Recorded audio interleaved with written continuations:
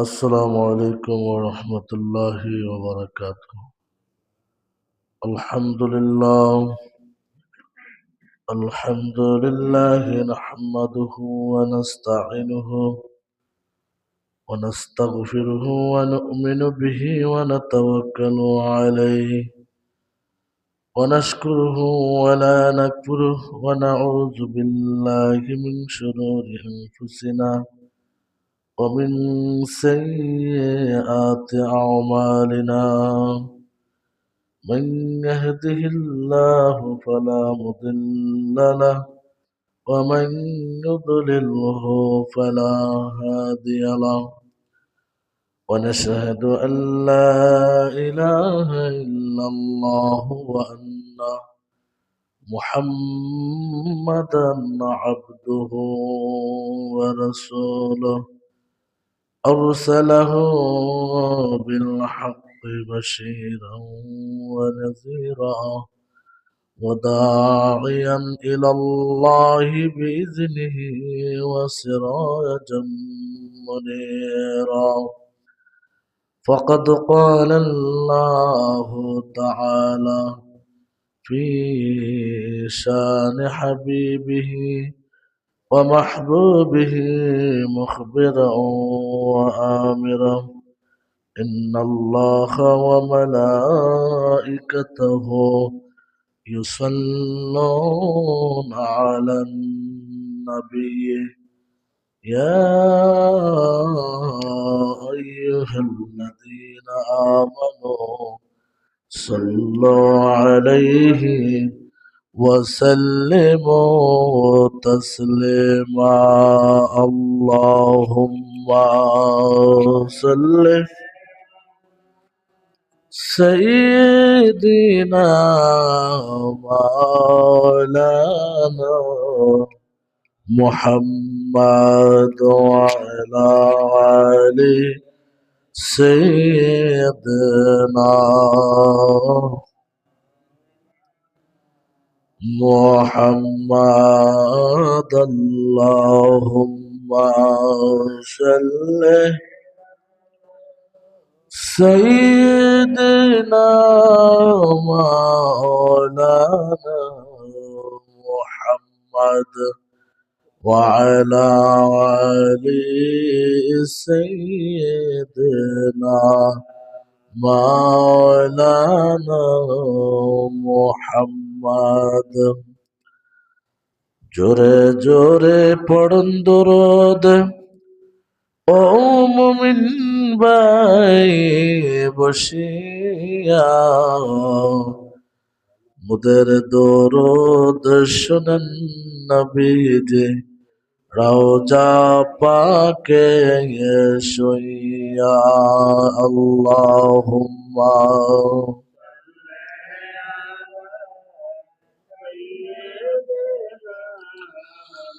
مولانا محمد وعلى آله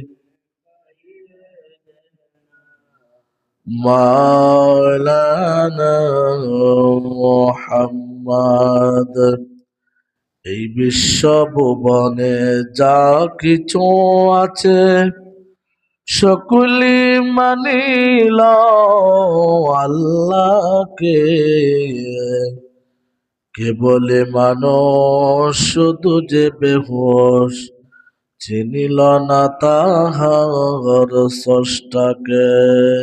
আল্লাহুম্মা সাল্লি আলা সাইয়্যিদিনা মাওলানা মুহাম্মদ وعلى آل سيدنا محمد. لا إله إلا الله لا إله لا إله নাই কোনো মাবুদ আল্লাহ ছাড়া, নাই কোনো মাবুদ আল্লাহ ছাড়া, লা ইলাহা লা লা ইলাহা লা ইলাহা ইল্লাল্লাহ। হাসবে রাব্বি জাল্লাল্লাহ, মা ফি কলবি গায়রুল্লাহ। নূর মোহাম্মদ সাল্লাল্লাহ, নূর মোহাম্মদ সাল্লাল্লাহ, লা ইলাহা ইল্লাল্লাহ, লা ইল্লাল্লাহ, লা ইলাহা ইল্লাল্লাহু মুহাম্মাদুর রাসূলুল্লাহ সাল্লাল্লাহু আলাইহি ওয়াসাল্লাম। সম্মানিত উপস্থিতি মুসল্লিন একরাম, আল্লাহ পাক রব্বুল আলামিনের দরবারে লক্ষ কোটি শুকরিয়া যে মহান রব্বুল আলামিন আমাদেরকে অত্যন্ত মায়া করে মোহাব্বত করে আল্লাহ তাআলার পবিত্র মাহে রমজান মাসের দ্বিতীয় জুমায় আল্লাহ তাআলার বেহেশতের বাগানে আল্লাহ তাআলার ঘরের মধ্যে আসার, বসার, জুমার নামাজ আদায় করার, রুকু সেজদা করার তৌফিক দান করলেন। সেজন্য আমরা শুকরিয়া তান আদায় করি, বলি আলহামদুলিল্লাহ। আল্লাহ তাআলার কাছে আবারও শুকরিয়া আদায় করি যে মহান রব্বুল আলামিন আমাদেরকে অত্যন্ত মায়া মহব্বত করে অন্যান্য নবীর উম্মত হিসেবে না পাঠাইয়া আখিরি পয়গাম্বর নবী মুহাম্মদ মুস্তাফা আহমদ মুজতবা সাল্লাল্লাহু আলাইহি সাল্লামের উম্মত হিসাবে কবুল করেছেন, মঞ্জুর করেছেন। সেজন্য আমরা শুকরিয়া তান আদায় করি, বলি আলহামদুলিল্লাহ। আজকের আলোচ্য বিষয় হচ্ছে মাহে রমজানের রোজার আদব। মাহে রমজানের রোজার আদব। আগের জুমায় ছিল পবিত্রতা, পবিত্র মাহে রমজানের পবিত্রতা এবং তার ফজিলত সম্পর্কে নিয়ে। ফজিলত সম্পর্কে নিয়ে তা আলোচনা করে শেষ করতে পারিনি, যতটুকু সময় পাই ইনশাল্লাহ বলবো। আল্লাহ তাআলা এই আদবের সম্পর্কে নিয়ে কোরআনুল কারীমের মধ্যে কি বলেন? আল্লাহ তাআলা কোরআনুল কারীমের মাঝে বলতেছেন, ওয়া কুলু ওয়াশরাবু হাত্তা ইয়াতাবায়্যানা লাকুমুল খায়ত حتى يتبين لكم الخيط الأبيض من الخيط الأسود من الفجر ثم أتموا الصيام إلى الليل। আল্লাহ তাআলা কালামে পাকের মধ্যে বলতেছেন, তোমরা খাও। কি করো? খাইতেইব।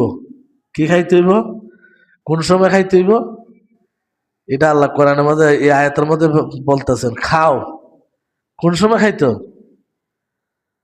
যখন তোমাদের মধ্যে, আরে প্রয়োজন না, তোমাদের মধ্যে তো সময় আসে সুবহ সাদিকের আগ মুহূর্ত, মাহে রমজানে রোজা রাখার জন্য তোমরা কি করো? খাও। তো এই খাও শব্দটা কেন আসছে? আল্লাহ তাআলা কোরআনুল কারীমের মধ্যে এই আয়াতের মধ্যে খানার বিষয়টা উল্লেখ করার কারণ হইছে, এক সাহাবী যখন নবী করিম সাল্লাল্লাহু আলাইহি সাল্লামের কাছে আসছিল, যে আল্লাহ তাআলা বললেন আপনার উম্মতকে বলেন তারা যেন রমজানে রোজা রাখে। তো রোজা রাখা অবস্থায় কেউ সন্ধ্যা রাত্রে ভাত খেয়ে ঘুমাইছে,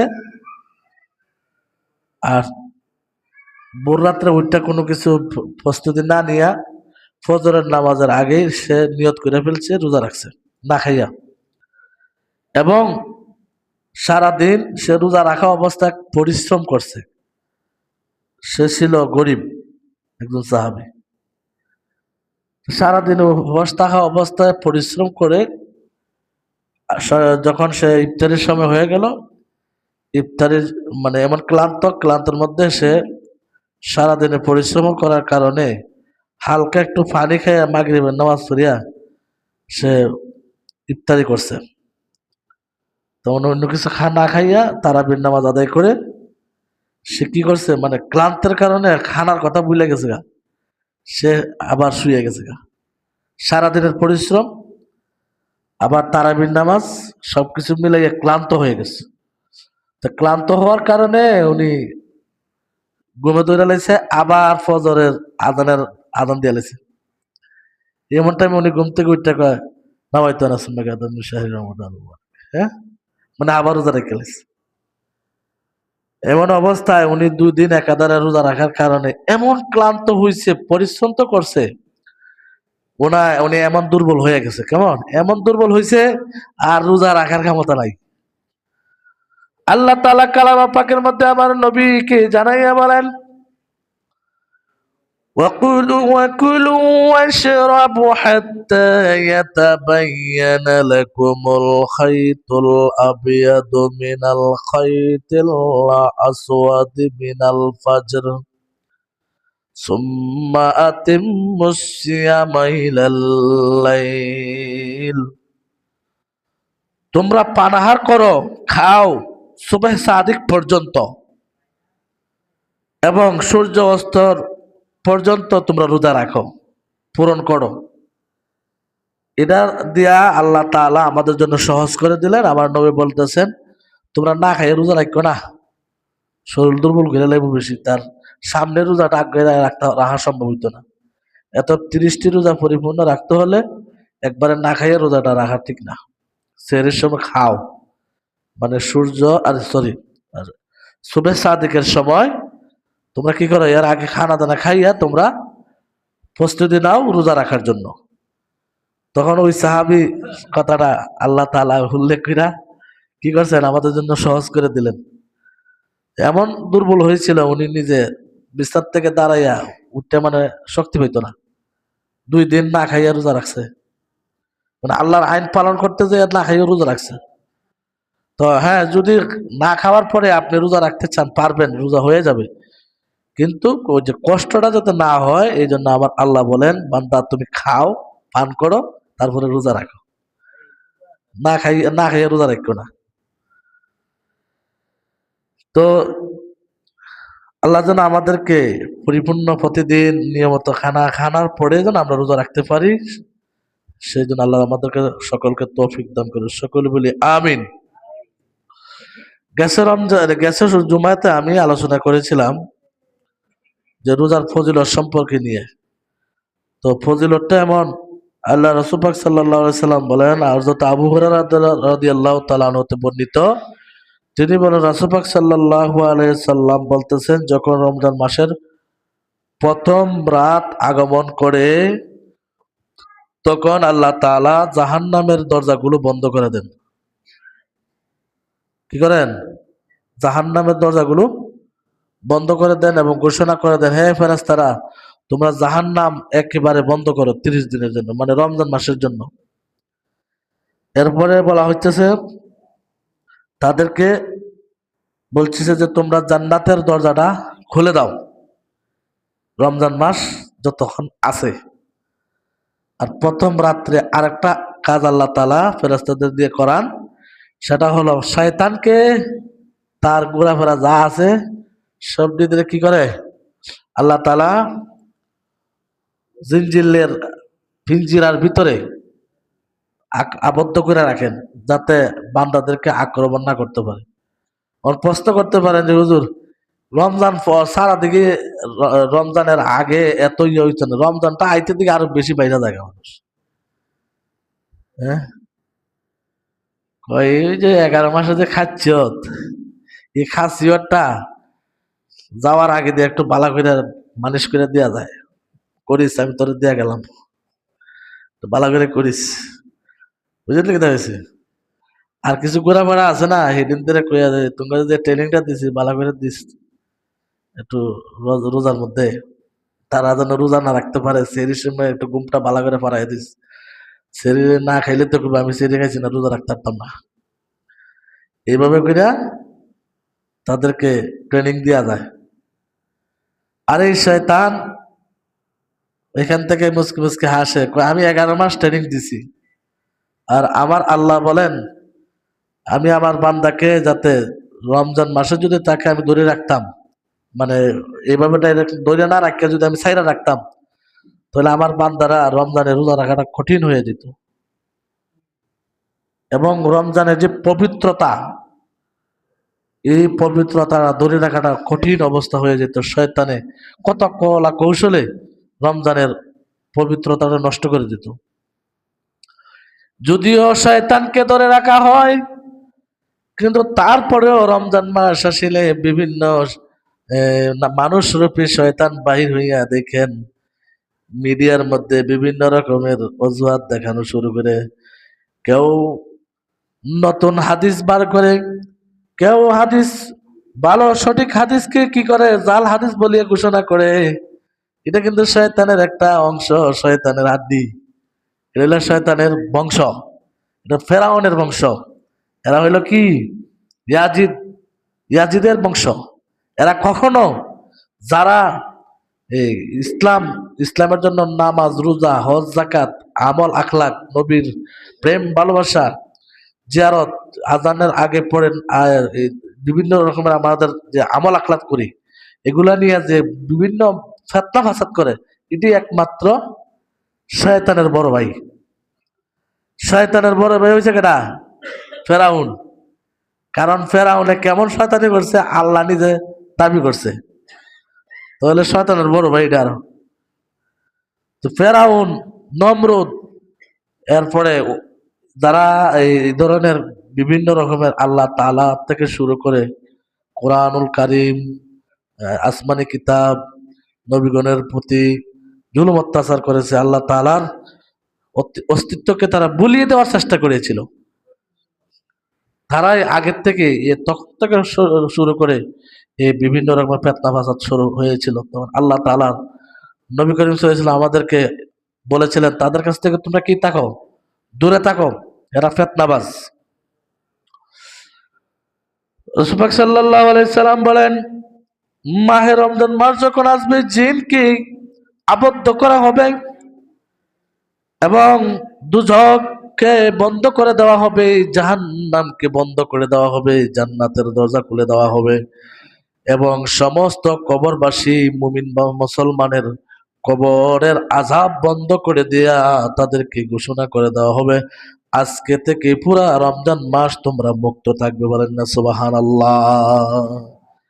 শুধু তাই নয়, এই হাদিসের মধ্যে আমি দেখলাম, পড়তেছি এবং পড়েছি, আগেও আমি জেনেছি।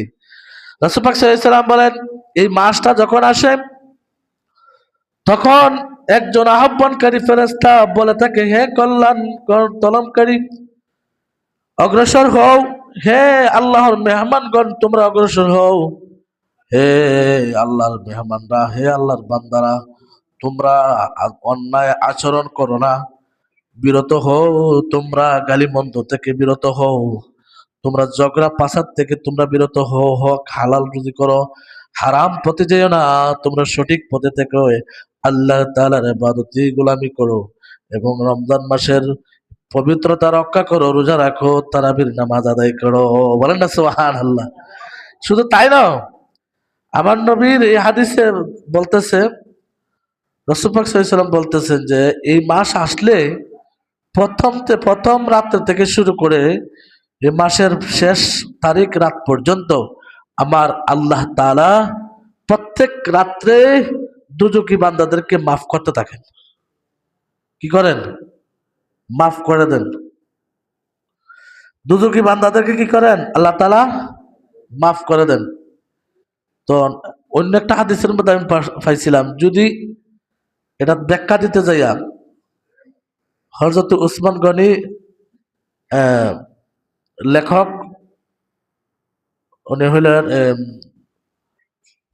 চট্টগ্রাম জামিয়া আহমদিয়া সিনিয়র আলী মাদ্রাসার একজন শিক্ষক, উনি নিজে একটা লিখেছিলেন। যদি উনি লেখলেন, যদি 1,00,000 প্রতি রাত্রে দেওয়া হয়, 1,00,000, তাহলে প্রতি রাত্রে যদি হয় 30 দিনে 30 লক্ষ, এবার এটা আল্লাহ তাআলা কত লক্ষ মাফ করবেন এটা আল্লাহ তাআলা নিজে জানেন, কারণ আল্লাহ তাআলা ছাড়া কেউই জানেন না। তো 1 লক্ষ যদি প্রতি রাত্রে দেওয়া হয়, তাহলে প্রতি রাত্রের বিনিময়ে মাহে রমজান মাসে 30 দিনে 30 লক্ষ। আবার এই কথা বলা হচ্ছে মাহে রমজান মাস শেষ হওয়ার পরে ঈদের দিন যে রাত্র, ঈদ আসার যে রাত্র, ঈদ আগামীকাল আজকে যে রাত্রটা আসবে, এই রাত্রে যদি কোনো ব্যক্তি ইবাদত করে তাহার ভাগ্য খুলে যায়, সে যেন অনেক ভালো ভাগ্যবান একটা ব্যক্তি। কেননা এই রাত্রে আল্লাহ তাআলা আরেকটা প্রতিশ্রুতি নিয়েছেন যে এই রাত্রে আল্লাহ তাআলা মাহে রমজান মাসে প্রতি রাত্রে যতগুলো মানুষকে আল্লাহ তাআলা ক্ষমা করে দিয়েছেন, এর দ্বিগুণ পুরা মাসের যতগুলো আল্লাহ তাআলা মাফ করে দিয়েছেন, এই রাত্রে আল্লাহ তাআলা দ্বিগুণ বান্দাদেরকে আল্লাহ মাফ করে দেয়। বলেন না সুবহানাল্লাহ। এই জন্য ঈদের দিন রাত্রেকে আল্লাহ তাআলা অত্যন্ত ফজিলত বলেছেন এবং এটা মহামান্বিত রাত বলেছেন। গুরুত্বের সাথে দেখতে হবে এই রাত্রটাকে। এই রাত্রে যদি কেউ ইবাদত করতে পারে আরো লাভবান, শবে কদরের রাত্রের মতন, শবে কদরের রাতের মতন।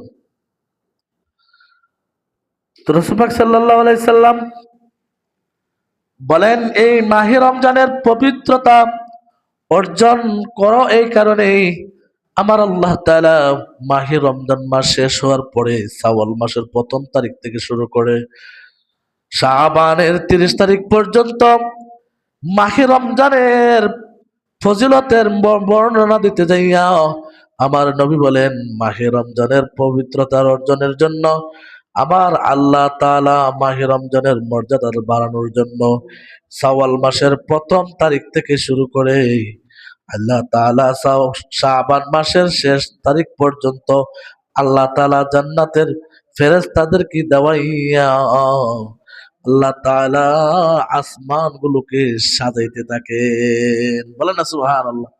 মাহে রমজানের কারণে আরশ, কুরসি, লৌহ কলম সবকিছুকে আল্লাহ তাআলা কি করেন?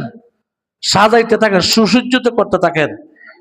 কেননা মাহে রমজানের মর্যাদা বেশি।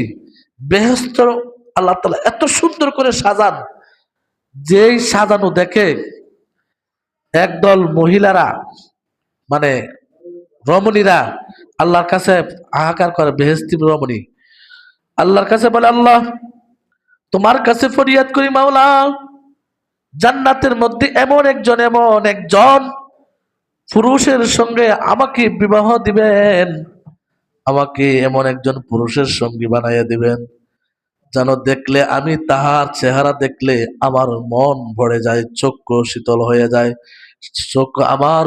চক্ষু ভরে যায়, আমার চোখের কি হয়ে যায় মানে আনন্দিত, যেটা চোখের যে একটা নিজের চোখের মধ্যে একটা সৌন্দর্য আছে না, সৌন্দর্য ভরে যায়। রাসূল পাক সাল্লাল্লাহু আলাইহি সাল্লাম বলেন এবং বলতেছেন ওই মহিলা, ওই রমণী আবার বলতেছেন সে যেন আমাকে দেখে সে যেন তার চোখের দৃষ্টি ফিরাইতে না পারে, আমাকে প্রয়োজন সে কি থাকে, খুশি থাকে, এমন একজন লোক আমাকে জান্নাতের মধ্যে দান করিও। কে দোয়া করতেছে? জান্নাতের রমণী, জান্নাতি রমণী।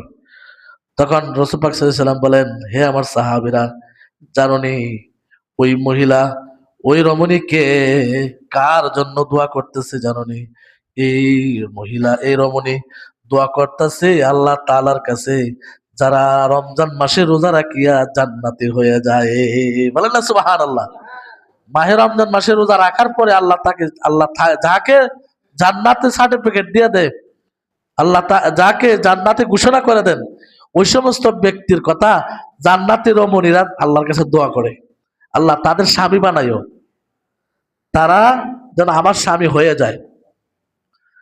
তো রাসূল পাক সাল্লাল্লাহু আলাইহি ওয়াসাল্লাম রোজার আদব সম্পর্কে নিয়ে কিছু বলছেন যে তোমরা রমজান মাস আসিলে সাবধানতা অবলম্বন করবা, ঘন ঘন কথা না বলবা, মানুষের লগে বেহায়াপনা কথাবার্তা না বলবা, গুনাহ থেকে বাঁচিয়া থাকবা, চোখের দৃষ্টি ঠিক রাখবা, আর চোখের দৃষ্টি সবসময় নিম্নগামী রাখবা। রমজান মাসে যদি কোনো ব্যক্তি রোজা নাও রাখো তাহলে তোমার খানা পিনা, তোমার চালচলন ভিন্ন পর্দার ভিতরে রাখো, যাতে অন্য রোজাদারের কষ্ট না হয়। যে এই রমজান মাসের মুসলমানরা আমাদের কষ্ট বুঝে না, ইহুদি খ্রিস্টানেরা অনেকে আবার বুঝে ফেলে। কিন্তু বর্তমানে বাজার হাটে যাইয়া দেখেন, ওপেনিং ভাবে খানা খাইতেছে, ওপেনিং ভাবে তার খানা চলতেছে, তার মধ্যে কোনো ইয়া অনুভব নাই যে একজন মুসলমান হইতে পারে, একজন রোজাদার আমার সামনে দাঁড়াইতে পারে, তার কষ্ট হতে পারে। রাসূল পাক সাল্লাল্লাহু আলাইহি সাল্লামের ওফাতের পর বহু বছর পরে এক আল্লাহর ওলি স্বপ্নে দেখেন, স্বপ্নে দেখলেন এক লোক, সে ইহুদি ছিল। সে কি ছিল? ইহুদি ছিল। তাকে স্বপ্নে দেখলেন জান্নাতের মধ্যে সে খুব আনন্দের সাথে চলাফেরা করতেছে, জান্নাতে প্রবেশ করেছে। তখন ওই আল্লাহর ওলি জিজ্ঞাসা করলেন, আল্লামা ইবনে শিবলি রহমতুল্লাহ আলাইহির ঘটনা। উনি জিজ্ঞাসা করলেন, হে ভাই, তোমাকে না আমি দুনিয়াতে, তোমাকে আমি মুসলমান হিসেবে তো দেখি নাই, আমি তোমাকে চিনেছি মুসলমান ছাড়া, তুমি অমুসলিম, তুমি জান্নাতে প্রবেশ করলা কিভাবে, কি করে? তখন ওই ইহুদি বলল,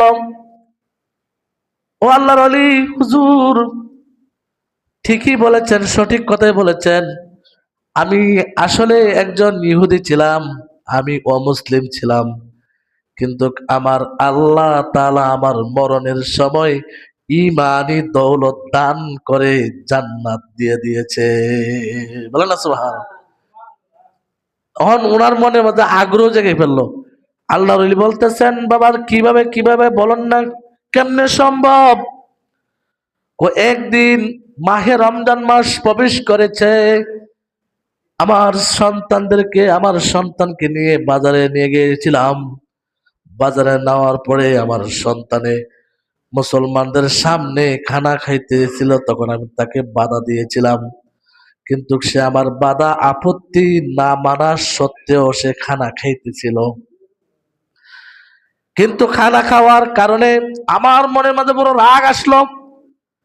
সে এত বড় স্পর্ধা, মুসলমানরা রোজা রাখছে, মুসলমানরা না খাইয়া রয়েছে, আমাদের সামনে ঘোরাফেরা করতেছে, আর আমরা মুসলমানের সামনে কেমনে খাবো? এটা আমার মনের মধ্যে বড় রাগ এসে গেল। আমার সন্তান কেন মুসলমানের সামনে, তারা রোজা রাখা অবস্থা, তাদের সামনে কেন খাইবে? এই কারণে আমি রাগান্বিত হই, আমার সন্তানকে বড়া মজলিসের, বড়া বাজারের মানুষের সামনে ফিরানো শুরু করলাম। তারা তাপড়াইলাম, সুবাহ দিলাম অথবা ছটকনা দিলাম। মারধর করার পর আমি আমার সন্তানকে নিয়ে আবার বাড়িতে নিয়ে গেলাম। আল্লাহ তাআলার হুকুম, 1 বছর আমার আল্লাহ তাআলা আমাকে হুকুম করেছেন আল্লাহর এই পৃথিবী ছেড়ে চলে যাইতে হবে। কিন্তু জাহান্নামের ফেরেশতারা আসিয়া আমাকে ভয় লাগাইতে লাগলো, জান্নাতের ফেরেশতারা আসিয়া আমাকে সুসংবাদ দিতে লাগলো, শয়তানে আসিয়া আবার আমাকে ধোঁকা দিতে লাগলো। শয়তানে আসিয়া আমাকে বিভিন্ন প্রকারের অজুহাত দেখানো শুরু করলো, তুই কালিমা পড়িস না।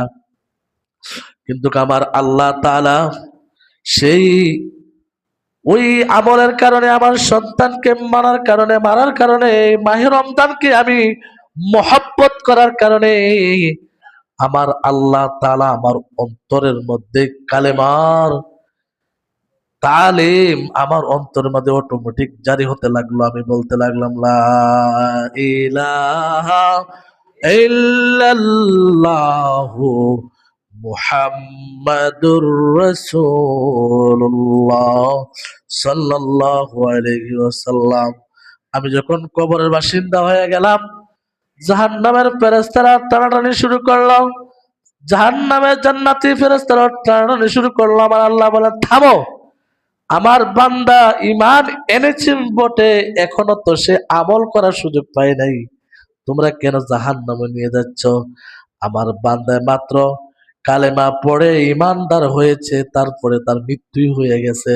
তার মধ্যে মৃত্যু হওয়ার পরে তার মধ্যে তার আমল করার সুযোগ পায় নাই। এজন্য আমি আল্লাহ তার সমস্ত গুনাহগুলো মাফ করিয়া ঈমান আনার কারণে তাকে আমি পুত পবিত্র করে দিলাম এবং তাকে আমি জান্নাতি হিসাবে ঘোষণা করে দিলাম। বলেন না সুবহানাল্লাহ। তাহলে একজন ইহুদি খ্রিস্টানে যদি মাহে রমজান মাসকে সম্মান দেওয়ার কারণে এত তাকে আল্লাহ তাআলা ইজ্জতের সাথে জান্নাতে দান করলেন, তাহলে আমরা মুসলমানরা যদি করি তাহলে আমাদের মধ্যে আল্লাহ তাআলা কি না আমাদেরকে দিতে পারেন। আল্লাহ যেন আমাদেরকে পরিপূর্ণ রমজানের পবিত্রতা অর্জন করে থাকতে পারি এবং আদব কাদা সঠিকভাবে রাখতে পারি, মাহে রমজানের রোজা রাখতে পারি, সে তৌফিক আল্লাহ আমাদের দান করে। সকলে বলেন আল্লাহ তাআলা আমাদেরকে সকলকে দান করে। সকলে বলি আমিন। ওয়া আখির দাওয়ানা আলহামদুলিল্লাহি রাব্বিল আলামিন। যারা সুন্নাত পড়েন নাই কাবলাল জুম্মা সুন্নাত 4 রাকাত পড়ে নিন।